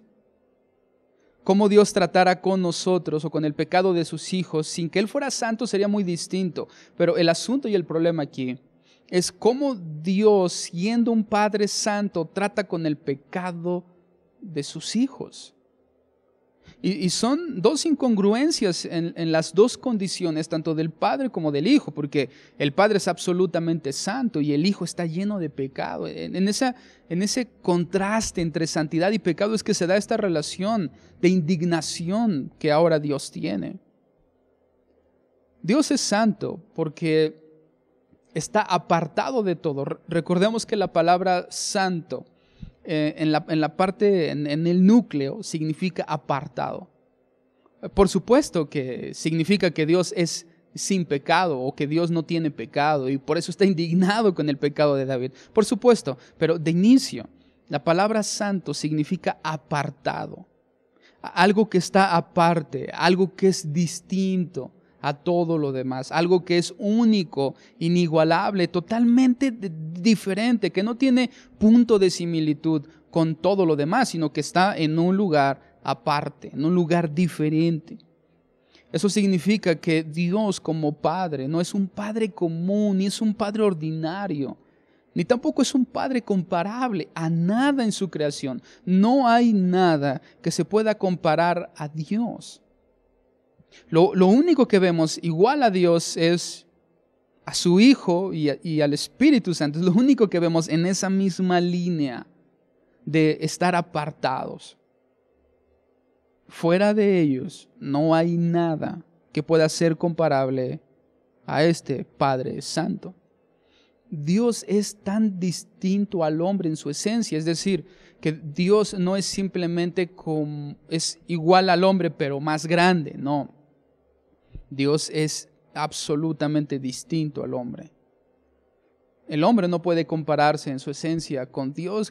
Comparar a Dios al hombre o a cualquier aspecto de la creación sería como comparar un diamante con una granja de cerdos. No tiene nada que ver. Son absolutamente distintos y no son para nada comparables. No tienen nada de concordancia en su esencia. Son absolutamente diferentes porque este Padre es santo, es apartado y eso lo hace diferente de todo lo demás. Él es único, incomparable, majestuosamente santo. Y en esa condición, Dios eligió a Israel y eligió a David para ponerlo sobre rey, sobre su propio pueblo, al cual Él eligió y les dio mandamientos, les dio normas para que vivieran conforme a la santidad del Padre que los había elegido. Y en esa condición es que David falla a la elección que el Padre había hecho sobre él. Por supuesto que el Padre estaría indignado. Con esa diferencia entre el Padre y el Hijo, y su hijo David, y la elección que él hizo sobre él, ese hijo debió de haberse comportado de la misma forma, de acuerdo al corazón de su padre. Pero no lo hizo así, sino que su hijo se dejó arrastrar por el pecado, se dejó arrastrar por la necedad y en esa acción ofendió gravemente el carácter de su Padre, que es absolutamente santo. David no solamente falló, no solamente se rebeló, sino que además ofendió a Dios. Aquel que lo había puesto por rey fue ofendido. Y necesitamos entender, si es que podemos hacerlo, el nivel de indignación y de ofensa que había provocado la acción de David hacia Dios.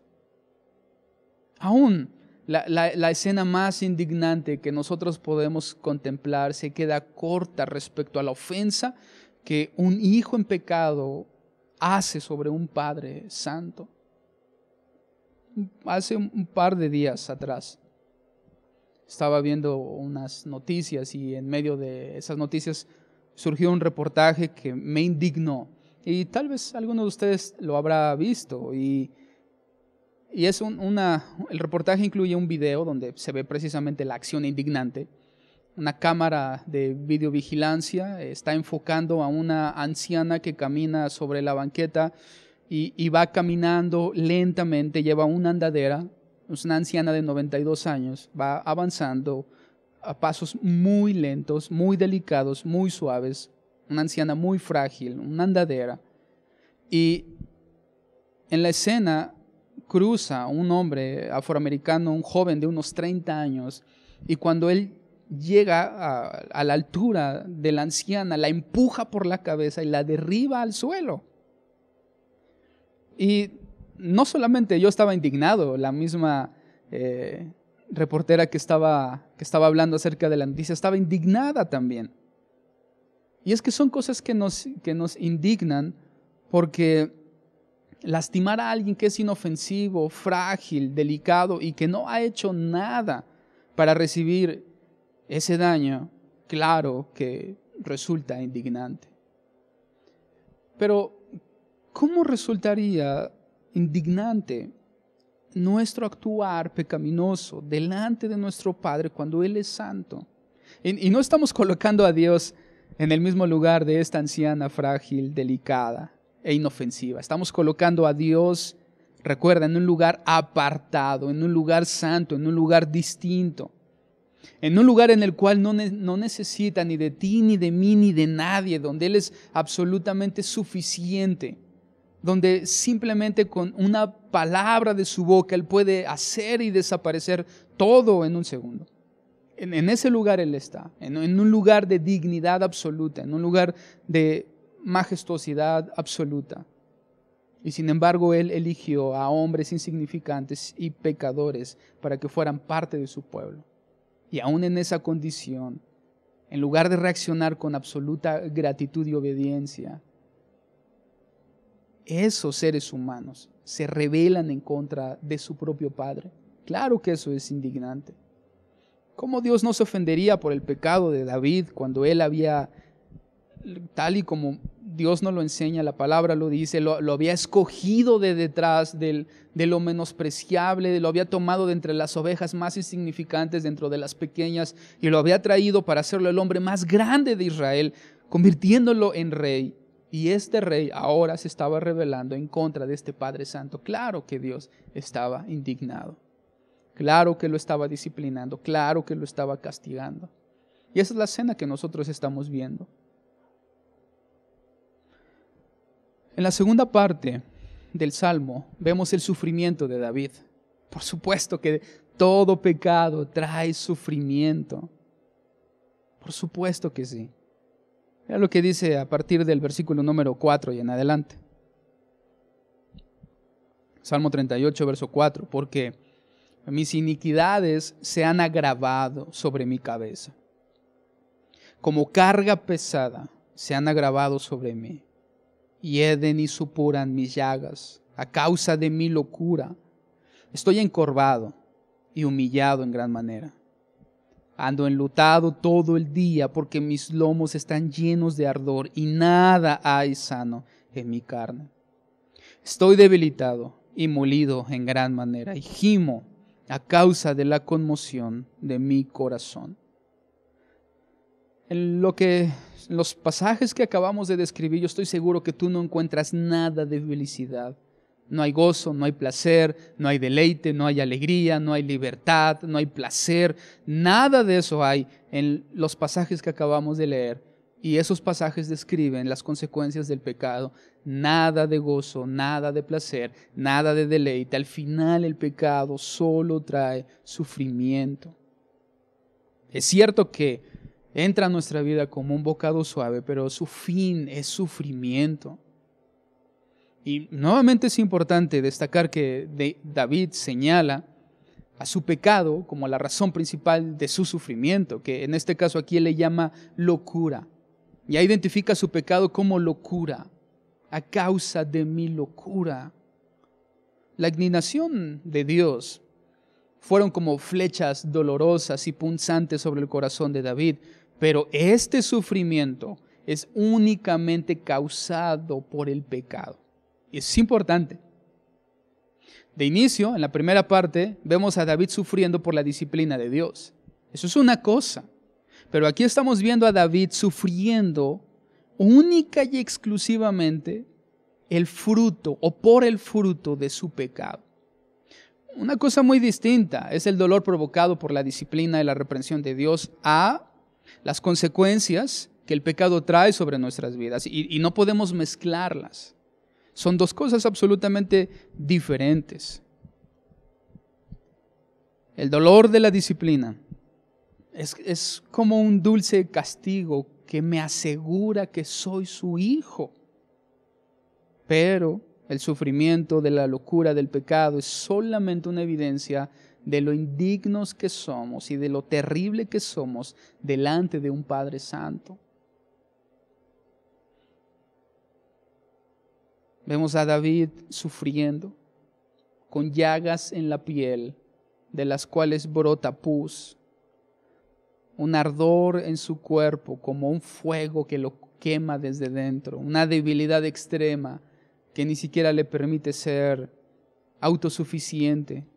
Eso fue el fruto de su pecado. No tiene que ver con la disciplina de Dios, tiene que ver con el fruto y las consecuencias de su maldad. Hay muchas cosas que el pecador desconoce en medio de su pecado, debido a la necedad que hay en el alma de aquel que vive en transgresión. Pero si algo es seguro, es que al final sufrirá. Hay muchas cosas que él ignora. Ignora las afectaciones que puede tener a su propia vida, cómo eso puede ofender a Dios. Puede ignorar cómo afectará a su familia, cómo afectará su relación con otros, cómo afectará el desarrollo y el crecimiento propio, espiritual de esa persona. Puede ignorar todas las cosas, pero si hay algo claro, es que sin importar lo que ese pecador ignore, debe de saber que al final lo que sí es absolutamente seguro es que sufrirá. Porque el pecado solamente trae sufrimiento. Es lo que vemos en David. De todo lo que leímos, lo único que podemos resaltar es David está sufriendo. Número 3. En la tercera parte de esta escena vemos su condición. Es decir, pastor, o sea, ¿no es todo? No es todo. ¿Qué no es suficiente con que Dios lo haya disciplinado y con que ahora esté sufriendo las consecuencias de su pecado? Bueno, yo no soy el que pone las normas, ni el que establece el límite del castigo, ni el que establece el juicio. Yo no soy quien hace eso. Lo que estamos leyendo es cómo David está mostrando esta escena en cómo Dios está tratando con uno de sus hijos que ha caído en pecado. Primero lo disciplina, lo castiga, lo reprende, pero él está sufriendo y sufrirá por su pecado. Pero ahora su condición también es difícil. Ya encontrarte en medio de la disciplina, siendo pecador delante de un Padre Santo, ya es difícil y ya provoca sufrimiento. El efecto, la ola o la estela de destrucción que eso provoca, afecta nuestra condición. Y en ese sentido vemos a David en una doble condición. Y desde luego no es una condición buena. Él se sentía abandonado, y además vulnerable. Esa era la condición en la cual él se encontraba. Versículo número 9 en adelante. Señor, delante de ti están todos mis deseos, y mi suspiro no te es oculto. Mi corazón está acongojado. Escucha, me ha dejado mi vigor, y aún la luz de mis ojos me falta ya. Mis amigos y mis compañeros se mantienen lejos de mi plaga, y mis cercanos se han alejado. ¿Notaste todas las referencias a abandono? Incluso la Biblia de las Américas hace un énfasis específico o más especial sobre esa condición. Y menciona, mis fuerzas me han abandonado, la luz de mis ojos se ha ido, mis compañeros se mantienen lejos, mis parientes se mantienen a distancia. Nos está describiendo a David solo. David ya no tiene nada. Sus fuerzas se habían ido, su lucidez ya no estaba, los que eran cercanos a él no estaban, su familia no estaba. Y esos son los efectos que provoca el pecado en la condición nuestra. De inicio el pecado nos separa de Dios, porque recuerda que Dios está apartado en la santidad de su propio carácter. El pecado nos separa de Él. El pecado arranca nuestras fuerzas. El pecado roba la lucidez de nuestro espíritu, de nuestra mente. El pecado ahuyenta a aquellos que nos aman. El pecado nos hace sufrir y nos deja solos.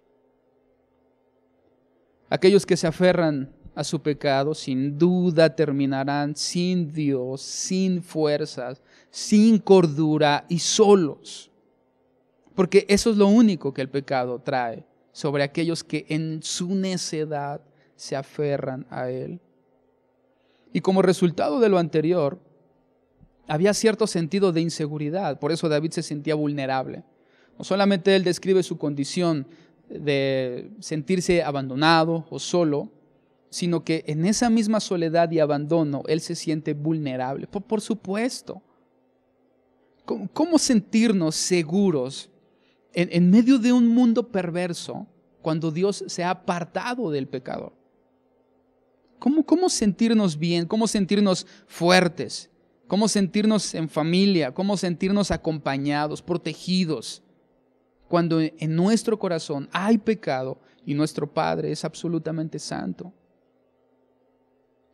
En el versículo 12, David muestra allí cómo él se ve vulnerable. Los que buscan mi vida arman lazos, y los que procuran mi mal hablan iniquidades.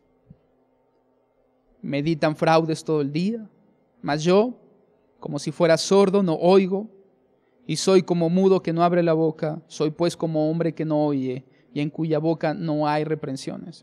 ¿Por qué? David sabía que el problema no era con sus enemigos, que el problema era con él mismo y su pecado. Él sabía que estos enemigos no habían venido simplemente movidos por ellos mismos, sino que su pecado era la causa que había provocado que ellos vinieran. Por eso David no culpa a sus enemigos. No es como en otras ocasiones que él, en los salmos imprecatorios, por ejemplo, él pide la destrucción de sus enemigos. No, aquí él sabe que esto es únicamente su culpa. Porque en ti, oh Jehová, he esperado. Tú responderás, Jehová Dios mío. Dije, no se alegren de mí. Cuando mi pie resbale, no se engrandezcan sobre mí. Pero yo estoy a punto de caer y mi dolor está delante de mí continuamente. Por tanto, confesaré mi maldad y me contristaré por mi pecado. Porque mis enemigos están vivos y fuertes, y se han aumentado los que me aborrecen sin causa. Los que pagan mal por bien me son contrarios por seguir yo lo bueno. Dios, que es santo, no tiene ninguna relación con el pecado, sino que se aparta del pecador y él queda solo, a la merced del sufrimiento y a la merced de sus propios instintos, impulsos, anhelos y pasiones. lo cual provoca un claro sentir de abandono y vulnerabilidad. No hay un solo pecador que se considere o que se sienta protegido y que se sienta acompañado por Dios. Eso no puede ser así. Todo pecador tiene una tendencia a la soledad, al aislamiento. Yo nunca he visto a alguien que después de haber cometido pecado busque relacionarse con los demás o busque una relación adecuada con Dios. El pecador siempre busca el aislamiento, siempre se encierra en su propia soledad. Porque hay una separación entre Dios y él y lo aísla. Y todos aquellos que están bajo la voluntad de Dios, también viene una separación en ese sentido por la condición diferente que hay por su pecado. Hay un hueco de soledad y todas las circunstancias a su alrededor lo hacen percibirse como vulnerable, en riesgo o bajo peligro. No por nada un proverbio dice que el malo huye sin que nadie lo persiga. Él se siente vulnerable, se siente en riesgo porque está en pecado. No puede encontrar la seguridad de un Padre Santo que además es bueno, sino que él se siente solo, se siente desprotegido. Sin embargo, en medio de una condición tan difícil como lo que estamos viendo hasta este momento, ya evaluamos distintas escenas de cómo se desarrolla esta escena entre un Padre Santo que castiga el pecado de su Hijo. Ya vimos cómo Dios se indigna y las razones del por qué lo hace. Ya vimos también que la consecuencia de eso es sufrimiento, pero además un sufrimiento producto de las propias consecuencias del pecado, que resulta en una condición para el corazón de aquel que ha pecado de sentirse abandonado y de sentirse inseguro, vulnerable. Si el Salmo terminara allí, pues sería muy triste y deprimente para nosotros, sobre todo sabiendo que nuestra condición no puede estar ajena al pecado. Ninguno de nosotros es absolutamente santo por la condición en la cual estamos y la naturaleza caída que aún habita dentro de nosotros. Si el Salmo terminara aquí, sería muy triste nuestra condición. Sin embargo, y gracias a Dios, el Salmo no acaba allí, sino que aún hay dos versículos más. Dos versículos más donde se centra la totalidad de la esperanza que nosotros tenemos a la salvación de nuestro pecado. En el versículo 21 y 22, finalmente David hace 3 ruegos a Dios. No me desampares, oh Jehová, Dios mío. No te alejes de mí. Apresúrate a ayudarme, oh Señor, de mi salvación. 3 ruegos. No me abandones. Acércate. Haz algo por mí. Esos son los 3 ruegos de David. No me abandones. Acércate. Haz algo por mí. Y estos 3 ruegos al mismo tiempo son el contraste de las 3 imposibilidades que el pecador tiene en su propia condición. No me abandones, estás solo. Acércate. Por supuesto, él no puede acercarse a Dios. Está en pecado, Dios está apartado. Él no puede acercarse. Acércate tú, Señor. Haz algo por mí, porque él no puede hacer algo por sí mismo. Él no tiene la fuerza para salvarse a sí mismo, por eso pide ser ayudado. No me abandones porque estoy solo, acércate porque yo no puedo ir a ti, haz algo por mí porque yo no puedo hacer nada para salvarme. Es interesante también que el Salmo no tiene conclusión. Es como si terminara abruptamente, únicamente vemos los 3 ruegos de David, pero no vemos nada más. Podemos asumir, por supuesto, porque conocemos la historia y sabemos que David avanzó en su vida, Podemos asumir por eso que David fue sanado, que Dios escuchó su oración, que Dios lo perdonó y lo restauró, lo sanó. Son cosas que asumimos porque conocemos la historia, pero en el Salmo directamente no tiene una respuesta, sino que termina solo con 3 ruegos o 3 peticiones. Y esa falta de respuesta o esa falta de conclusión al mismo tiempo resulta en una esperanza para nosotros. Porque el hecho de que el Salmo no haya concluido y que deje simplemente un lamento de ruego de David en estas 3 cosas: no me abandones, acércate y haz algo por mí, nos deja esperanza. Porque podemos entender entonces que Dios en su tiempo respondió no solo para David, sino que respondió para todos aquellos que han pecado delante de un Padre Santo, una respuesta a esos 3 mismos ruegos. Porque son las 3 principales imposibilidades de un hombre que ha pecado.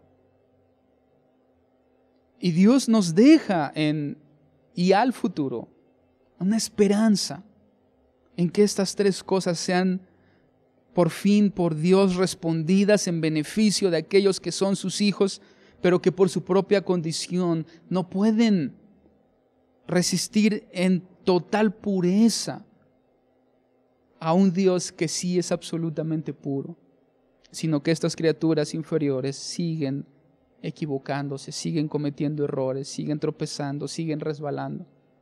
Y allí vemos para nosotros esperanza de que Dios no abandonará al pecador, esperanza de que Dios se acercará a él y hará algo para ayudarlo. Y la respuesta a ese ruego, no solamente de David, sino de todo hombre pecador, es Jesucristo. Nuestro Señor Jesús es la evidencia de que Dios no abandonó al hombre, de que no abandonó al pecador. Jesús es la evidencia de que Dios se acercó al hombre, lo visitó y habitó en medio de ellos. Su muerte y resurrección es la evidencia de que Dios hizo algo muy valioso para salvar a ese hombre pecador. Jesucristo es la respuesta a los 3 ruegos de David. No me abandones, Jesucristo. Haz algo por mí, Jesucristo. Tú ayúdame, sálvame, Jesucristo. Él es la respuesta. Jesús no nos abandona. Él se acerca a nosotros y Él muere por nosotros. Él es la respuesta al ruego de David final en ese salmo y a su pecado. Y no solamente al pecado de Él, sino al pecado de todos nosotros. Ahora, recuerda que Jesucristo cargó el pecado de todos nosotros sobre sus hombros, pero Él no tuvo pecado. Él fue siempre santo, apartado en esa misma línea de Dios, absolutamente distinto a nosotros, aunque tentado sí, igual a nosotros sí, pero Él no reaccionó con pecado. Él fue siempre santo. El Padre Santo, apartado y totalmente distinto a su creación, tomó forma de hombre y habitó entre nosotros. Y no solamente eso, sino que llevó sobre sus hombros inocentes el pecado de los que verdaderamente eran culpables. Y así Jesucristo cargó en Él todas las consecuencias enumeradas una a una y experimentadas por David en este Salmo 38. Es decir, todas esas consecuencias que David menciona sobre sí mismo, provocadas por el pecado, recayeron sobre Jesús porque Él llevó sobre sus hombros nuestro pecado y nuestra culpa, siendo absolutamente santo. Sobre Jesús cayó la ira y la indignación de Dios por el pecado de todos nosotros. No estamos viendo a Jesús en la cruz pagando por su propio pecado. Él no cometió pecado. Él está sufriendo la ira y la indignación de Dios por nuestro pecado. Él está en nuestro lugar. Él sufrió el pecado que era para nosotros sobre sus hombros y fue abandonado por el Padre, como nosotros merecíamos ser abandonados por Él. ¿Recuerdas la palabra de Jesús? Padre, Padre, ¿por qué me has desamparado? Él está enfrentando el abandono que David está mencionando en el Salmo 38. Mis fuerzas se han ido, Dios se ha ido, mis amigos me han abandonado, mi familia me ha abandonado, estoy solo. Jesús llevó esas consecuencias en Él por nosotros. Él fue llevado en su vulnerabilidad, guiado por hombres perversos que le quitaron la vida en una cruz, y sin embargo no abrió su boca. ¿Recuerdas que David menciona, no digo nada, cierro mis oídos, no respondo? Jesús no abrió su boca y no respondió, enmudeció como un cordero santo, y todo para salvarnos, para rescatarnos, para otorgarnos eterna redención. Al inicio del Salmo, y con esto quiero terminar, al inicio del Salmo hay un título, y no el título que está agregado en las Biblias, sino el título que viene incluido en el Salmo.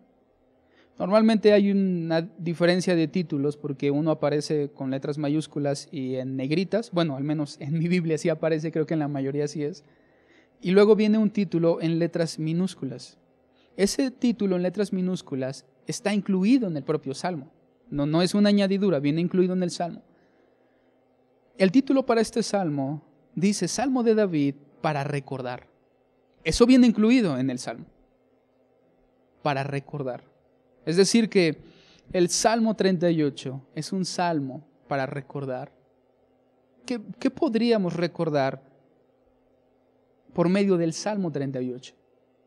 4 cosas que este salmo nos deja para recordar. Y ese es el objetivo, que nosotros recordemos. ¿Qué yo tengo que recordar? Bueno, estas 4 cosas que fueron vistas y descritas a lo largo de todo el salmo. Lo primero que tenemos que recordar por medio del Salmo 38 es que tenemos un Padre que es santo. Eso es lo primero que debes de recordar y no lo puedes olvidar, no debes olvidarlo. En tu caminar, en tu vida, en tus decisiones, en tus pensamientos, en tus emociones, en todo lo que tú hagas, digas, pienses o sientas, no debes olvidar, siempre debes de recordar que nuestro Padre es santo. Lo segundo que debes de recordar y que no puedes olvidar son que las consecuencias del pecado siempre es sufrimiento. No hay nada bueno en el pecado, no hay nada deleitoso, no hay nada placentero. Al final, las consecuencias de él sobre nuestra vida serán sufrimiento. Número 3, recordemos la indignación de Dios que disciplina a sus hijos. No olvidemos eso, no olvidemos que si somos hijos y cometemos pecado, Dios nos va a disciplinar. Dios nos castigará porque nos ama, porque es un Padre amoroso, porque es un Padre santo que reprende el mal comportamiento, que reprende la transgresión de sus mandamientos en los hijos que Él tiene. Entonces, hasta ahora hay 3 cosas que podemos recordar. La santidad de nuestro Padre, las consecuencias del sufrimiento del pecado.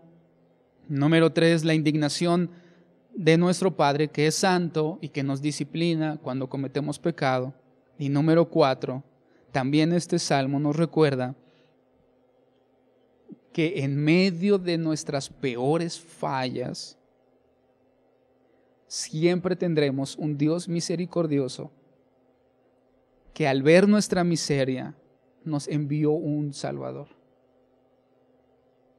que no nos ha abandonado, que no nos ha dejado a la merced de nuestra propia rebelión, que se ha acercado a nosotros y que ha hecho algo por ti y por mí valioso en la eternidad. Esas son 4 cosas que tú no debes de olvidar nunca. No olvides que Dios es santo, no olvides que el pecado trae sufrimiento, no olvides que serás disciplinado porque Dios se indigna por tu pecado, pero no debes de olvidar que sin importar la falla que cada uno de sus hijos cometa, y lo vemos en David, su perdón no tiene que ver con nuestra falla, su perdón tiene que ver con su misericordia. Siempre tendremos un Dios misericordioso que nos envió un Salvador, que habitara con nosotros, que se acercara a nosotros y que nos salvara. Y eso es algo que no podemos olvidar nunca. Así que este salmo es un salmo para recordar, claro que es un salmo para recordar. Y habrá muchos momentos en nuestra vida en los cuales podemos poner en práctica este salmo y hay muchas cosas que recordar. En medio de nuestros peores momentos, recuerda estas 4 cosas. Hermanos, que el Señor les bendiga y que Él, en su gracia y en su bondad, selle en nuestro corazón estas 4 verdades que haremos bien en recordar siempre, toda nuestra vida, en cada minuto, en cada momento, que a pesar de nuestra maldad, nuestro Dios sigue siendo misericordioso y bondadoso. Y tenemos un Dios que es santo, pero que ha enviado a su Hijo para salvarnos. Dios les bendiga, hermanos.